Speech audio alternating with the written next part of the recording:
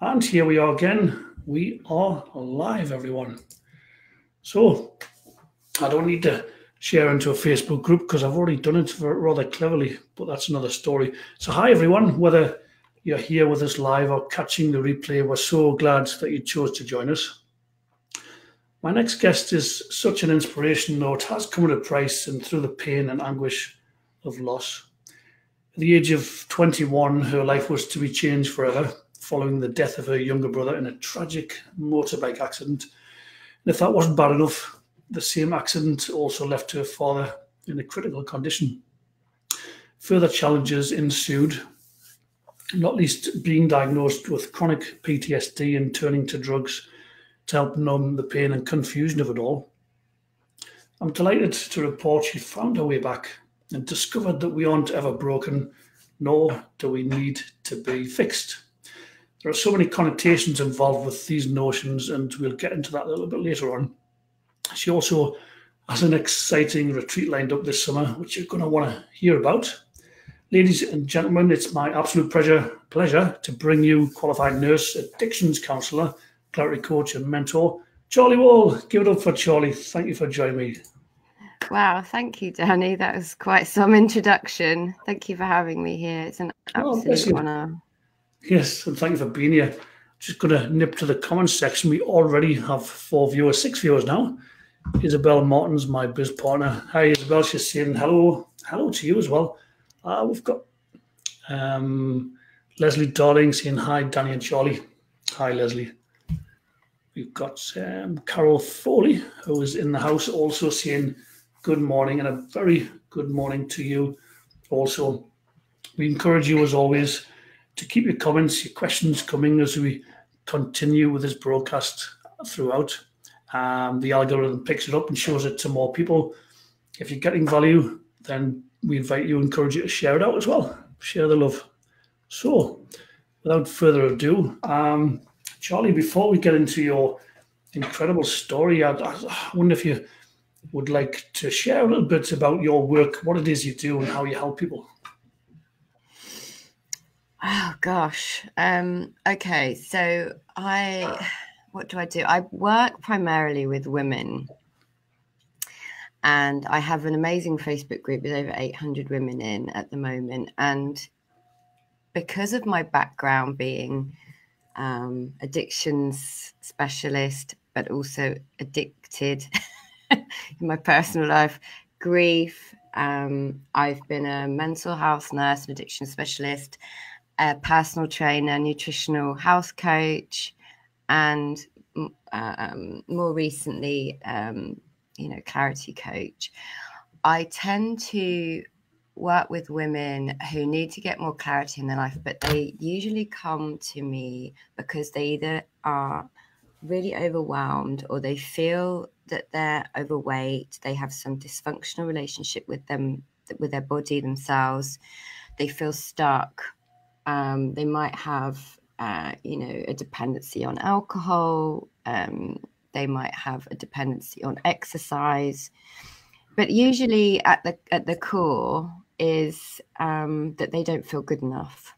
That's kind of like the core, the base, the foundation. So I work with all women, and I have done for the last 14 years in my career.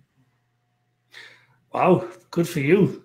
We've got more viewers jumping on. We've got Colleen. I'm going to give Colleen a shout out because she's joining us from Canada, and it's like stupid o'clock in the morning. She's wow, that's amazing. Yeah, so big shout out to Colleen for joining us from Saskatchewan in Canada. She's saying morning, and Danny and Charli, and a very good morning to you as well, my friend. And we've got Angela Richardson, my mate, saying hi. So hello to you as well. Right. We've got 11 viewers on now. It's quite nicely. If you're just joining us, obviously I'm interviewing Charli, and we're just about to get into her story now. So if you can take us back, I wonder if you could sort of start before that tragic event.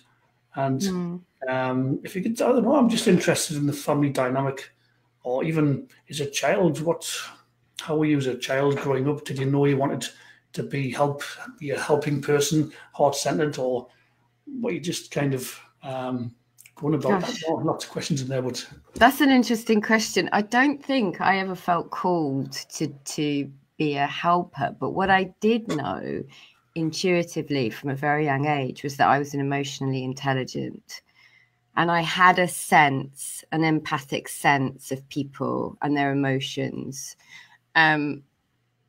Yeah, so that was my sense as a young child. I didn't know what it was. In fact, I used to get into trouble because, I didn't want to talk to someone I didn't like. So I'd get told off, like, you can't do that. I was called Charlotte.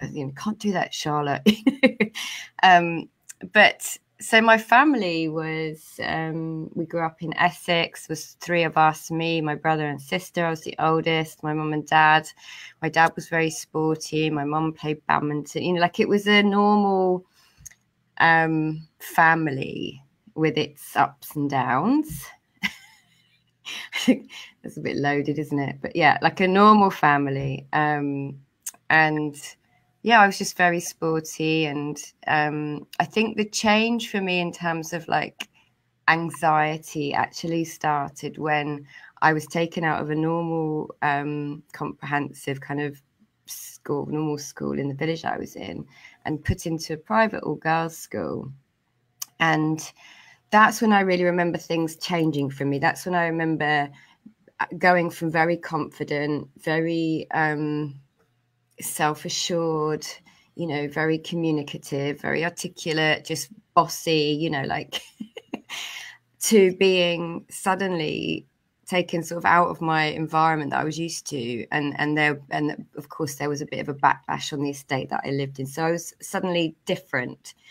And I remember starting to feel shy and starting to feel less like my actual self.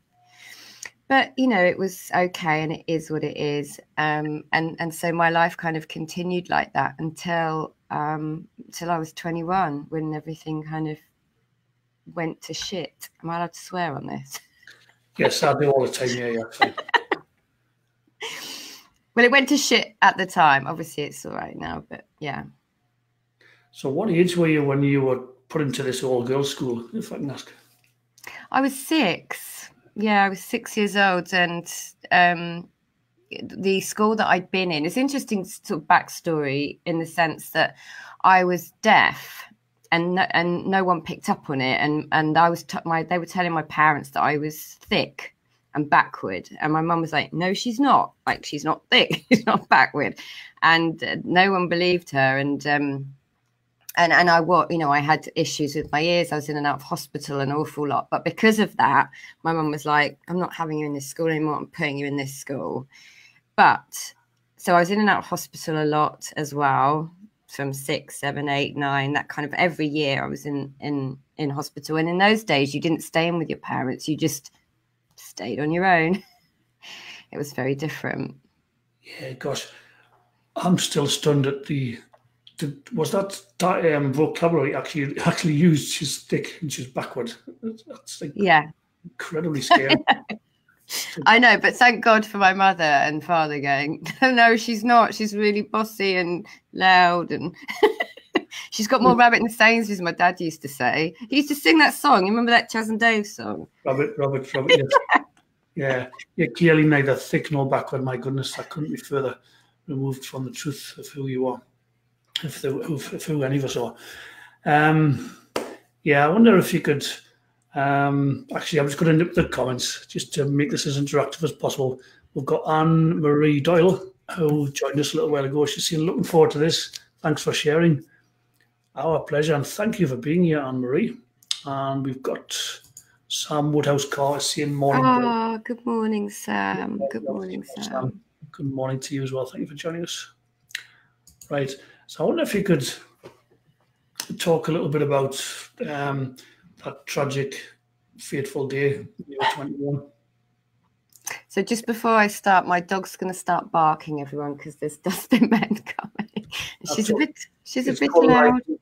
It's funny, before you go there, can you remember that video that went viral? It was a BBC News or Sky News or something that went out to the world, and there was a guy talking, being interviewed, and then his little kids come in the back, and then his nanny, in fact, it turned out it was his wife, not his nanny, was like folded back.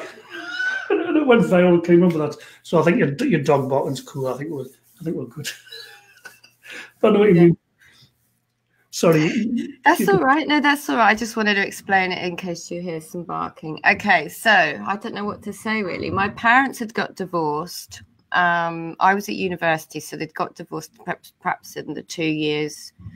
So I was 21 and I think I was 19 when they got divorced. At the same time, I left home to go to university. So my brother went to live with my dad and worked with my dad. My dad ran his own business in Cambridge. Yes. My brother was obviously like leaving school age 17 and he went that way. And my sister, who was 14 at the time that they split up, went to live with my mum as she was still at school. So the family just kind of split.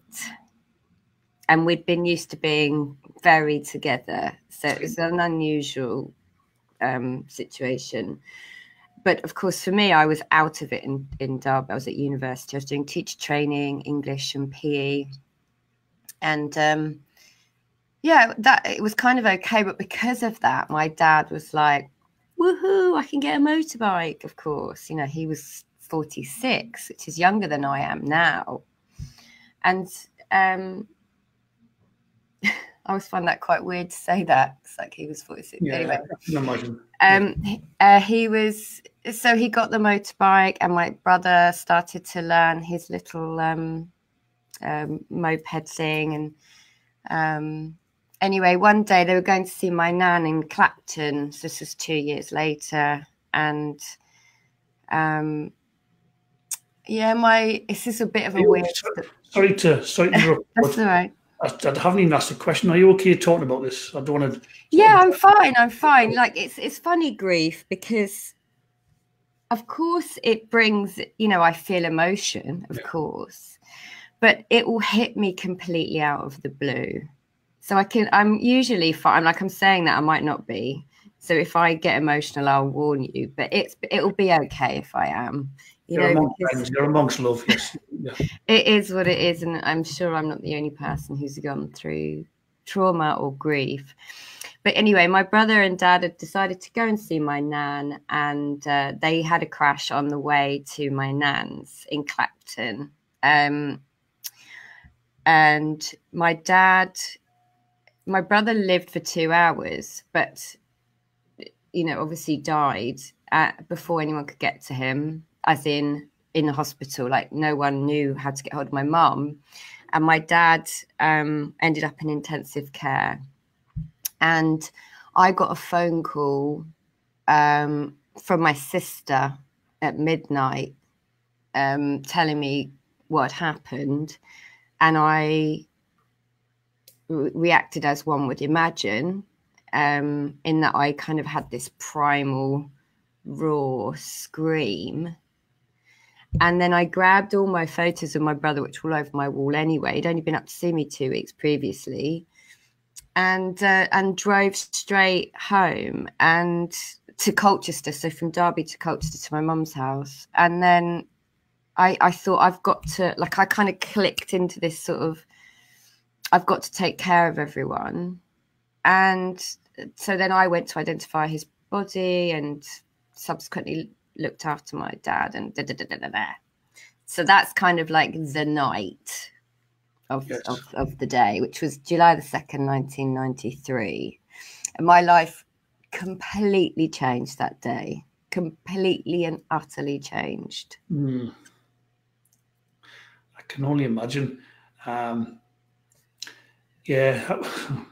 on earth do you go from there? Like you see, you drove from where you were to go and identify the body, but you just kind of clicked into survival mode, I'm guessing.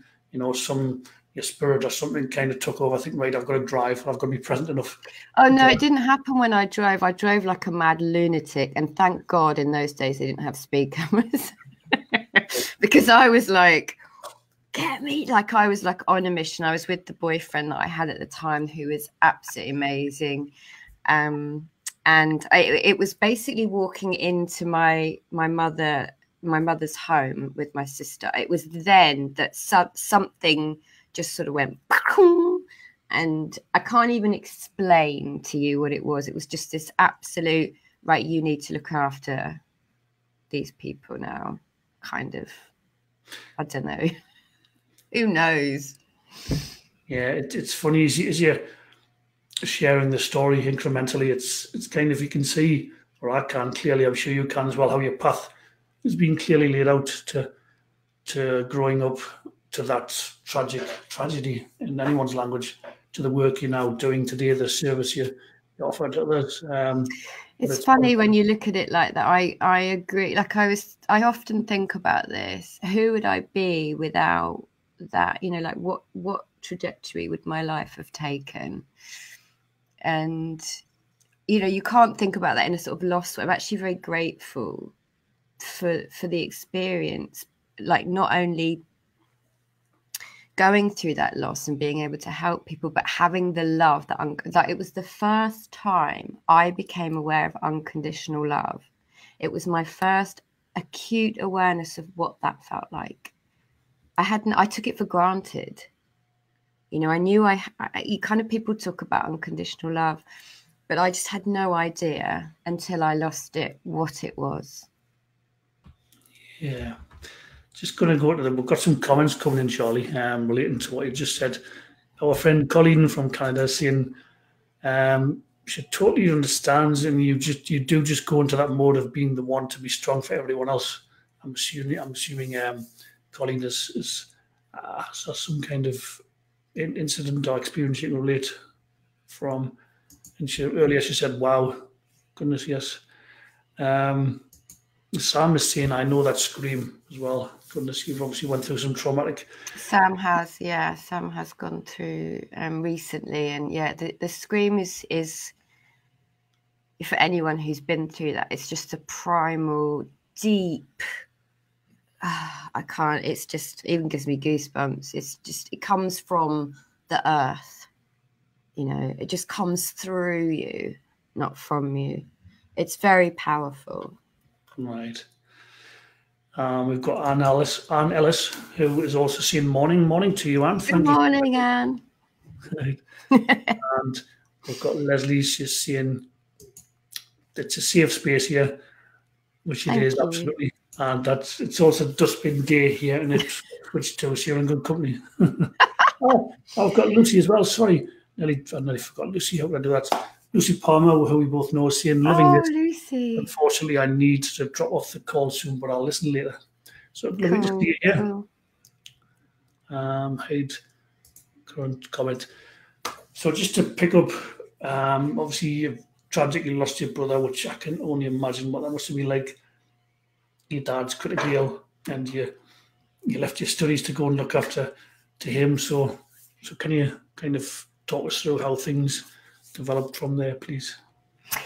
Yeah, well, I mean, I didn't have any idea that my dad was going to be as ill as he was, actually. And it was, so I didn't have any sort of, I'll leave my study. You know, it wasn't like that. It was one day at a time. And I remember with my dad, you know, he was in intensive care. He was very, very ill.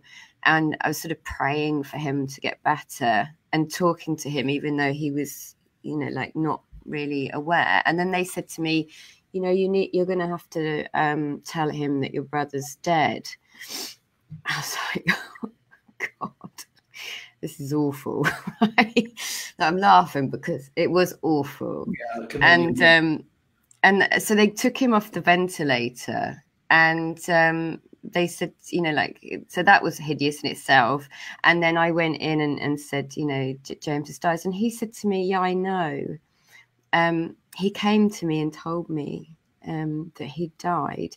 Now, my dad up until that point had basically been asleep. And he still, like, over the years, he talks about that experience an awful lot. But in that moment, I thought, I will do everything it takes to take care of you.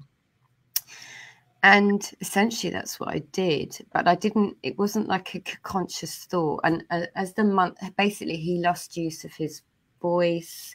He had to have a tracheotomy put in. So then I became his voice. I was lip reading. And I was pretty much there 24/7. And actually, he became really dependent on me, which, looking back, may have not been the healthiest thing, because that continued. And an eye on him, I think, you know. But it was sort of 8 or 9 months later, and he went to a different hospital, different part of the country. And the head injury nurse said to me, "Why don't you look at psychiatric nursing?" And in my kind of trauma and grief and just youngness, I sort of went, all right. Like, I started smoking weed at that point. I was like, oh, whatever. And that's what happened. I went to Nottingham University. I don't know to this day how I got through that psychiatric nursing course. I sort of quit university and I qualified, and I just thought I could help people with the experience that I'd had. But during that time, my dad had tried to kill himself. And, you know, it was continued. It didn't actually stop going on until he died a couple of years ago. But yeah, that was how the psychiatric nursing came about.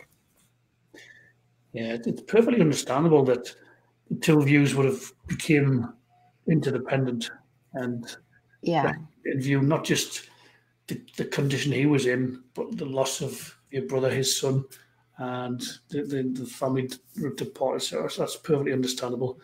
I know you mentioned, you said you started smoking weed. So I went back to Derby, and this is another really interesting thing that happened. Was like, prior to my experience of loss, I hadn't met anybody who'd lost anyone. It wasn't sort of in my radar at all. And then I went back to Derby, and suddenly I was mixing with people who'd experienced traumatic loss. And don't ask me how that happened, because like attracts like. It just happened. And of course, all these people were taking drugs.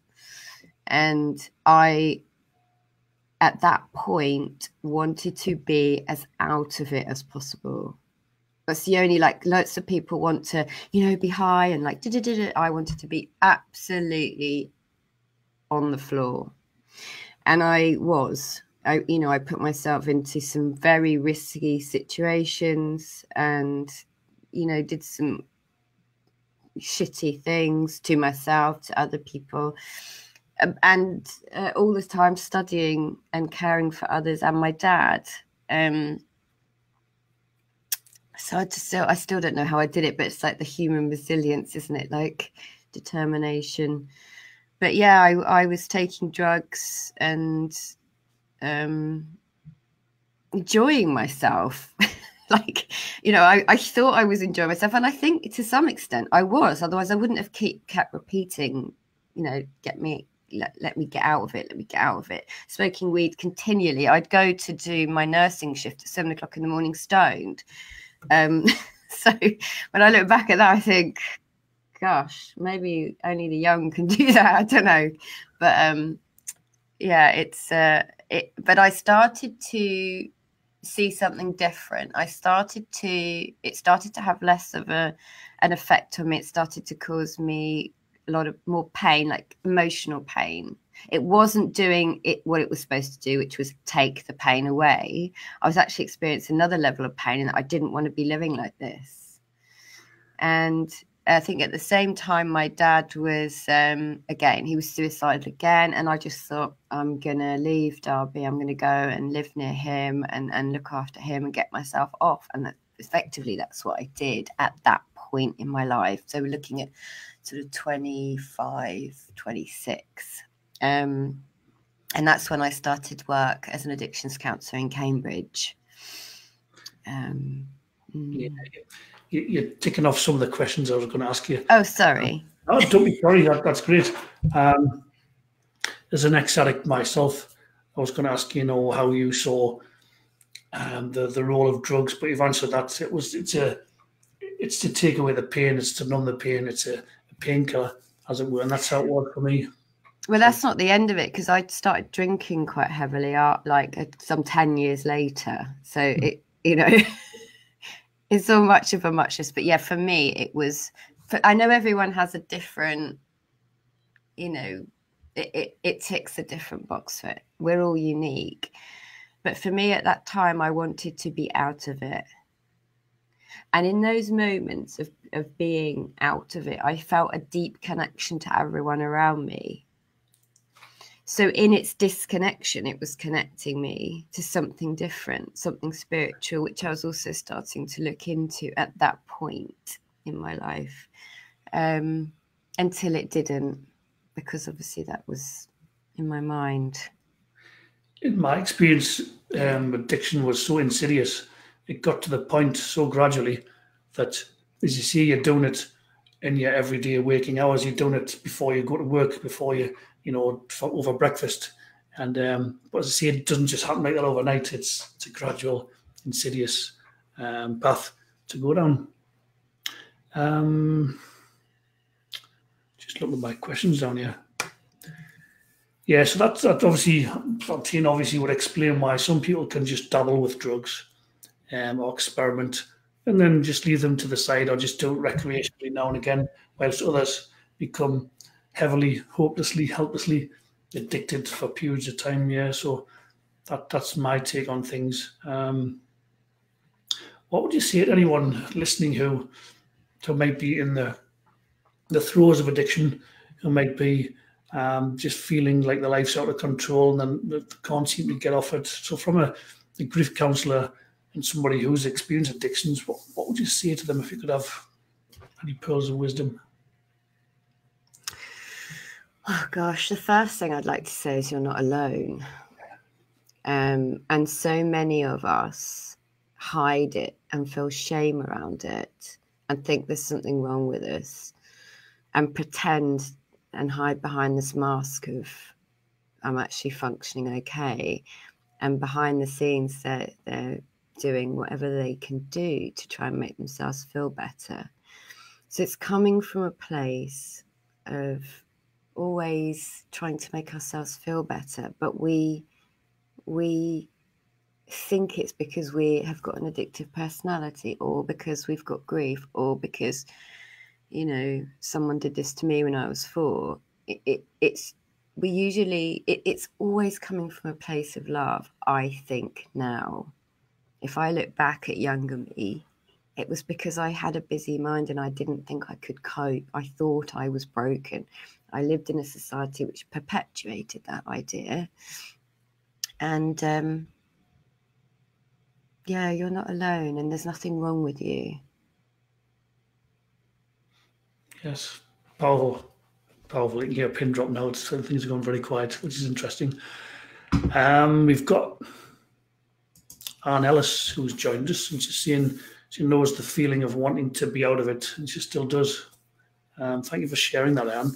Hope you can find some comfort, not least from this interview session, and then beyond that as well. And the comfort always comes from within you as well. Anne's got a follow-up question for you. She's saying, do you still fight some of those feelings that you had back then? Good question. Of wanting to be out, I'm assuming you mean, and do I still fight the feelings of wanting to be out of it that I had then? I think the way I see things now is that because I have an understanding of how human beings work, when I have or experience thoughts of wanting to escape, I don't take them so seriously.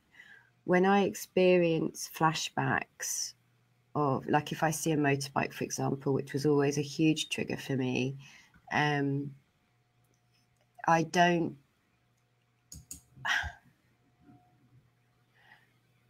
have the same sense of wanting to run away from it anymore, because I know the only power it has over me is the power that I can give it. And so I can be more the observer of it and see that actually where that's coming from is a familiar, habitual, I need to feel better kind of thinking. I need to escape. I want to hide in my bed. you know, don't talk to me. Like Danny will tell you, maybe during the course of this interview, that he and I met on a course. We didn't know either of us was on the course because we both hid behind the screen. So I have only recently, very recently, discovered a new way of looking at things. So at this point, Anne, I can honestly say that when those feelings of wanting to run away come to me, and they absolutely do, I just either allow them to pass through me and go and hide in my bed for a day, or I can look at them from a different angle and think, okay, maybe I just need to go for a walk, you know, or I'll just be led by wisdom as opposed to habit. And I don't know if that answers your question, but I think what I want you to know is from that, it's not that those feelings and thoughts don't come into your mind. It's just that I don't make them mean anything about me, and I don't look for evidence that I'm not good enough within that. Brilliant answer for my answer. Thank you, Charlie, for sharing that. That one was for you, Anne Ellis.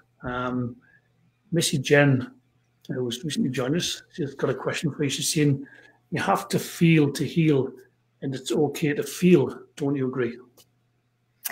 I do. That's Marissa. Hello, Marissa. I think it's absolutely okay to feel. And you know what? I didn't know that for a long time. And I used to think that having all these feelings, well, actually, to be honest, for 20 odd years, I hid from the feelings. I ate them. I drank them. I exercised them. I smoked them.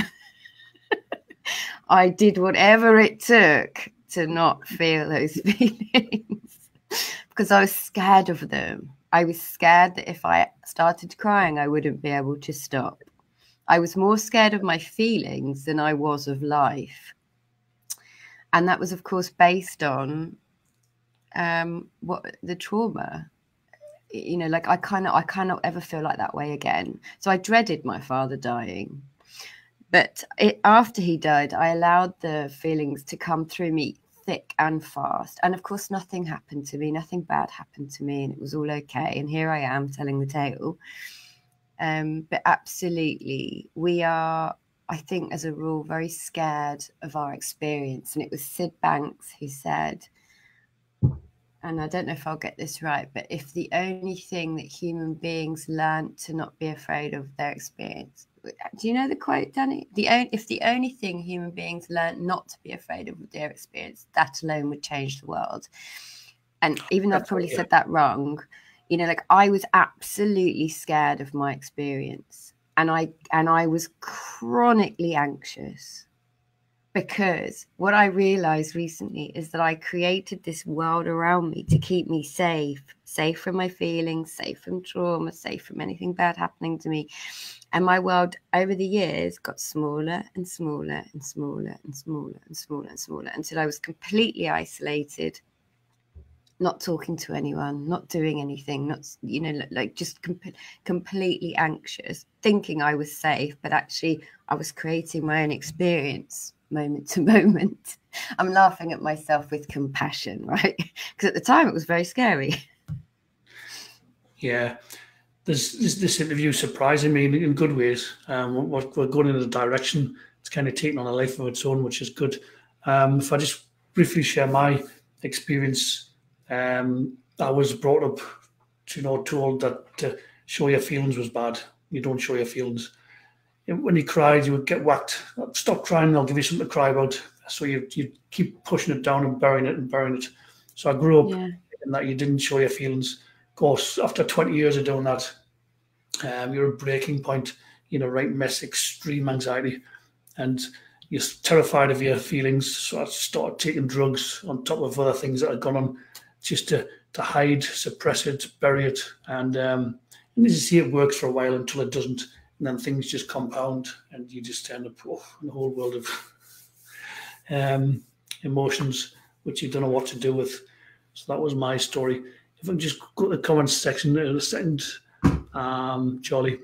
We've got Colleen's just saying, beautiful answer, and a difficult one. She's obviously talking about you. The difficult one is everyone is an individual in their own way of dealing with grief, addiction, and acknowledging is there journey that we can help or share with them. Absolutely. Anna's saying I do get that. Thank you. She's just responding to the answer that you gave her earlier. I think we're up to date with the comments. Yeah, what else have I got for you? Yeah, just to briefly pick up on something you mentioned earlier, we were on a 10-month program, the Clarity Coach training, and we hid in the shadows in many ways, not turning up for the group coaching calls, the weekend modules live, etc. And it's funny, we only connected recently, like literally within the last couple of weeks, despite being on a 10-month training course together. I was like, oh, you on that way? So I just, so obviously you came out the other side of that, and you're much more visible, clearly, doing Facebook Lives, interviews. You've got your group, you've got 800 women in there, etc. Yeah. You're now a Clarity mentor as well. So what was the shift for you? Was there a defining moment? Was there an insight you had? What did it for you? Because I'm still going through it, if I'm honest, in many respects. Just despite doing these, I've got my own version of that. Well, it's funny because if you remember me saying earlier, when I was little, I was very bossy and, very outgoing and spoke to anybody. And then sort of slowly as you grow up, you sort of pick up these weird beliefs that, oh, there's something wrong with me because and you make it mean something about you. And then the accident happened and I got chronic sort of post-traumatic stress. But what I didn't realize was that I was carrying this level of anxiety for years, which I self-medicated, using drugs, alcohol, food, exercise, shopping, God knows what, like everything. And so when I did the course, firstly, when I started the clarity coaching, I had no idea what I was getting into. I had a spiritual understanding. I was a seeker, I think, but I just had no idea. Of course, hiding behind the scenes on your laptop, I was like, what the fuck have I done? Like, what is this? Crazy. But as time went on, I started to get a feeling that what they were pointing to was true. Now, I hadn't got any kind of insights as such, and I was still hiding. And I happened to be lucky enough to go to Tenerife last March, I think, and had some really profound conversations during that time. It was a retreat, like an immersion retreat. And I was essentially thrown into the fire, as it were. Like there was no way I could escape. I couldn't hide. It was a room full of people. I mean, I did my best. I didn't talk to anyone, like outside of the circle. But the insight essentially came for me. So going back, actually, I wanted to say, like, for years I was teaching exercise. I taught large groups of women. Again, my normal self is bossy, is kind of like good at speaking and dealing with members of the public, but take me out of my comfort zone and say into a room, like I used to have to teach the doctors and nurses in the hospital, and that would put me into a state of panic. So I tried to avoid it. But post my dad dying, everything for me changed. I just smallened my world. And so all that's happened actually kind of gradually is that I've kind of come back to my normal self, the person that I kind of was before everything happened to me, like the talkative, normal, confident spirit that I am, but for my thinking. And it was purely, I was walking my dog probably about 6-7 weeks ago, and I suddenly realized the anxiety that I was creating myself was around time, was about walking my dog. I had to walk my dog twice a day. I had to feed her at certain times. And I had to, I had to plates in a certain place. And all I'd done was transfer my dad and my son, who left home at the same time, with my dog. Yes. So recreating these patterns of anxiety that I had around my dad, that I had around my son, that I'd had for 24 years of conditioning myself And if things weren't as I wanted them, I got chronically anxious. And I suddenly saw through, I can't even describe it. Like, I just suddenly was like, oh my God, you don't have to walk the dog like at this time. You've created that. You're like imprisoned yourself and smoothened your world. So it was purely and simply like a drip, drip, drip effect of understanding how, as human beings, we work. This inside out 100% of the time. And just the sudden realization of how I was creating my experience and creating my own anxiety, and how I'd innocently been trying to make myself feel better with the drink, the drugs, the fags, the exercise, the food, the whatever it was. And so then I, rather than slagging myself off for my old life and wanting to get away from my old me, I saw that as with compassion, and I saw that everything in my life has brought me to this point today. And how amazing that is, how grateful I am for the people I've met and the work that I do. And that was it, really. And so, like, I can still do, like, I can do these things. I had a bit of fear, but someone's asked me to do a talk, you know, like in front of actual humans, which still feels me like I'm a bit scared about it, but I know I'll be okay. It's understanding that experience that we have in our mind is actually a future generated fantasy based on past beliefs about ourselves, none of which are true. Yes. It's obviously that retreat had a major, profound impact on you and opened up a whole new world of possibilities, which brings us nicely to you. You have a retreat, a little bird tells me. How did that come about, first of all? So obviously you came back from that retreat, and how did it come about? Yeah. Well, to be honest with you, running retreats has been a dream of mine for a really, really long time. And I go to Crete quite often. And whilst my dad was still alive, I didn't realise he was going to die when he did. I thought his parents lived till their 90s, you know, he was 70. I had no idea. I just assumed that I'd be looking after him for another 20 years. So I had sort of a long-term plan. One of those being I will run retreats. So it was a dream I had, a little sort of intuitive nudge that I never really followed through. And then when he died, I just ran away. Literally, I went to India. I went to learn yoga. I went and lived off the land in Spain with this guy called Neil Hill, who I just happened to meet through a mutual friend. And what he does is sort of rewilding with nature, healing with nature, talks to you about your 30 senses that you have, and taught me the language of the birds. And I just had, like, there was no phone, nothing. And I had the most amazing week, healing week. And there wasn't, you know, I wasn't self-obsessed. Like, and what I mean by that is constant critical barrage of abuse in my head, anxious thinking, you know, you're not good enough, constant, like, what do I look like? Oh, you know, I'm fat, all of that stuff that goes on. It wasn't there. And I just was in the moment.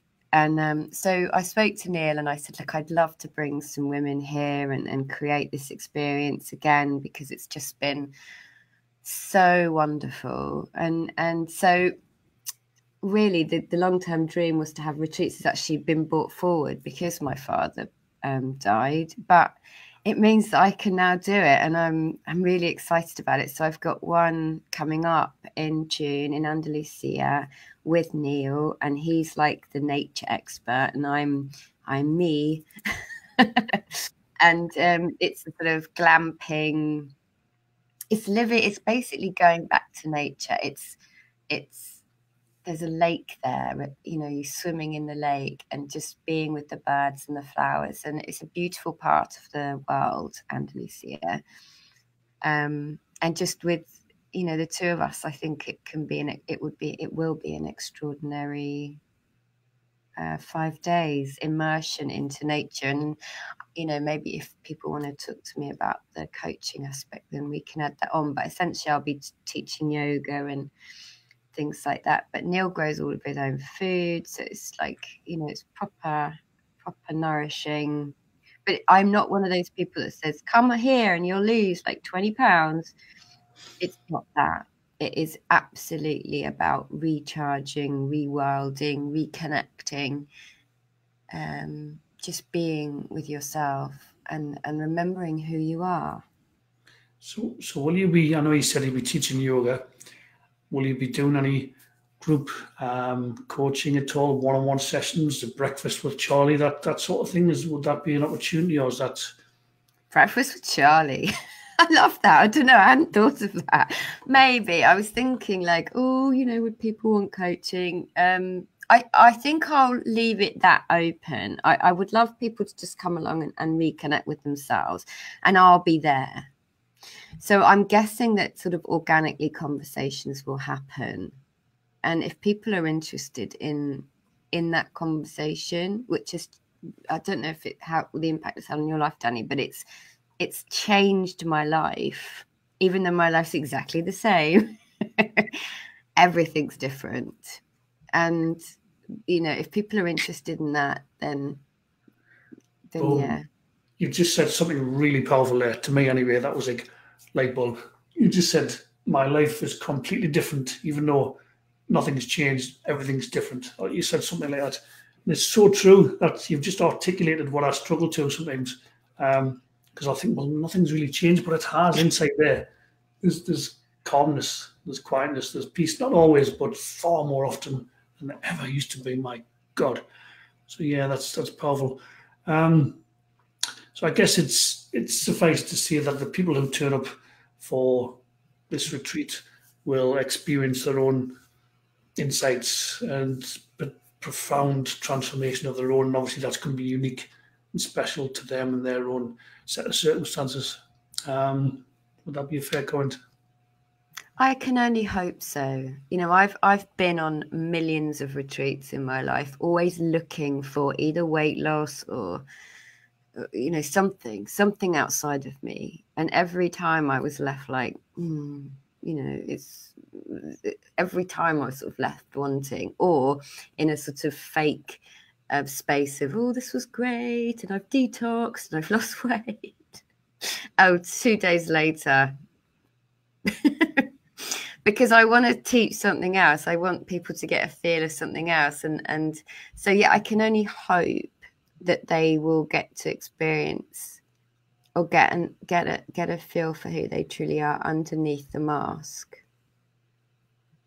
I think you've given more than a glimpse of that in this last 48 minutes we've been broadcasting live to them. Oh my God, is it that long? I haven't even dared look at my watch. I was like, ooh. Yeah. Because obviously we haven't connected as such before, just, you know, the odd personal message bringing this together. But I'm pleasantly surprised in the message you've had to share and the wisdom that's come through you. I just want to go to the comment section a moment. We've got Sam. She shared a comment earlier when you were talking about yourself being bossy. She said bossy equals burpees, Charli. Not quite sure what it means, but I'm guessing you do. Well, I used to have a business in Cambridge called Cambridge Boot Camps, which I sold after my dad died. I sold everything. That was another thing that I perhaps shouldn't have done. But in the depths of grief, I sold my house, I sold my business, and just fucked off. And yeah, so the burpees I made people do for about 8 years in the cold, in the dirt, in the mud, in nature. Yeah. So yeah. To burpee, I'm still scratching my head thinking burpee. Oh, so do you know what a burpee? You don't know what a burpee is? So it's a really great thing, Danny. I would suggest when this call ends, you Google it and then do 50 and then see how you feel. All right, okay. I shall do that. I won't spoil the surprise. I think you should just Google it after this chat and then do it. We've got another question just came in. She's saying, can you post the details of the retreat, please? And thank you. I will, Marissa. I will post it under this interview thread. Thank you for asking. Yeah, you've obviously got a couple of cool things going on. You've got your website.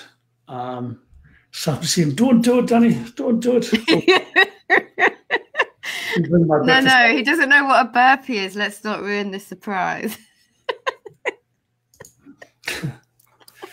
So you've got Leslie saying, "Laugh out loud, Danny, don't burpees." She everyone's in on the joke with me.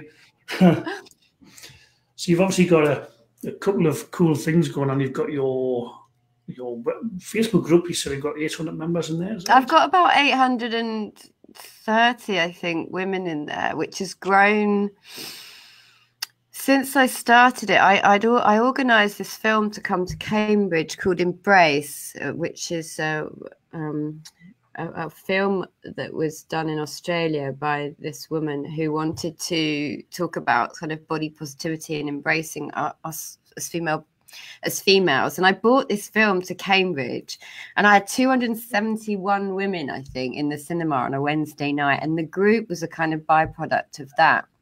And it's kind of grown over the last 18 months. So there's women from all over the world in there. Like I had 2 women from Canada, so I'm guessing they come from you promoting me recently. But it's a beautiful space for women, and it's free, and you can join, and everyone supports each other, and that's what's great. I think amazing things happen when women come together, and it's just hugely supportive. So that's She Connects, which you can either Google or I'll post the link as well. So that's my free group, and then I've got my website and my YouTube channel and my podcast. I'm putting your website. Everything's on the website. I am charliewall.com. There's details of the retreat on there, and I know that because I've been gleaning information, preparing for this. So all the details are on there, and the early bird deals. Well, actually, the early bird offers open until the end of April. And tell us a little bit about this guy you're doing the retreat with. You mentioned he's the nature guy, and bringing some of the cool stuff he'll be able to share on the retreat as well. Yeah, so Neil's a really interesting chap. He is. I can't remember. I'll have to have a look at his qualifications. I've gone a bit mind blank, but he's someone who left England and just kind of had a dream to have this sort of rewilding centre, and he's manifested it. I mean, it's amazing. His groups of children there, and people from all over the world. And what he does is he teaches you through nature to reconnect with the 30 senses that we have as human beings. Now, I only thought we had 5. So you learn something different, and he'll be teaching, aside from he's going to be doing all the cooking, and so it depends on how many people we have, because he cooks all the food and grows all the food. But ideally, he'll be teaching us about how to just tap into the language of the animals and the language of the birds, and how we kind of lived many, many, many years ago with more of our senses awakened, and how, I guess just we're all kind of connected via the, technology now, but that's actually not how we're wired. And I think that's why so many of us feel that disconnect. But he's just very knowledgeable. I'm actually going to be interviewing him myself next Tuesday evening, but because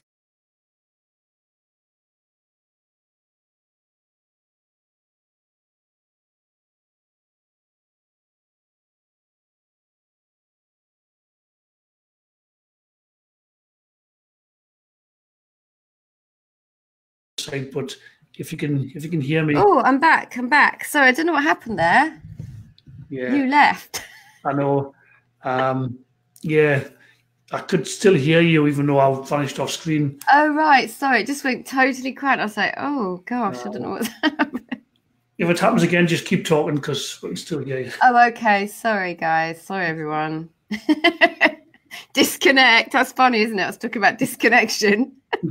I'm curious. Anyway, he's just an amazing spirit, you know, full of courage and full of amazing information, and just very gentle, a very gentle old soul, if you know what I mean by that. Yes. Very, very knowledgeable and very open to sharing this all. And he's created this amazing space in Andalusia to do just that. And he's 2 beautiful dogs. And he's got these beautiful glamping tents, which you can see on the retreat page on my website. But you'll have to like it. There's a link.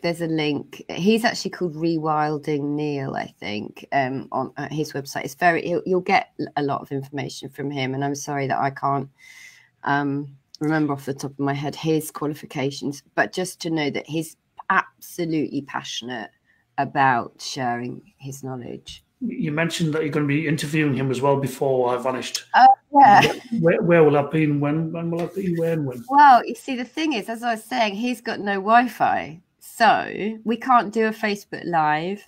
I'll be doing it on Zoom, which I may invite people to come into if that's possible. But he won't have a face. He has to, you know, to get enough Wi-Fi for him. So that will be next Tuesday evening, I think at 8:00 English time, UK time, which I'll post on my social media stuff. But I will be putting that on my YouTube channel, and it will be going into my group and things like that.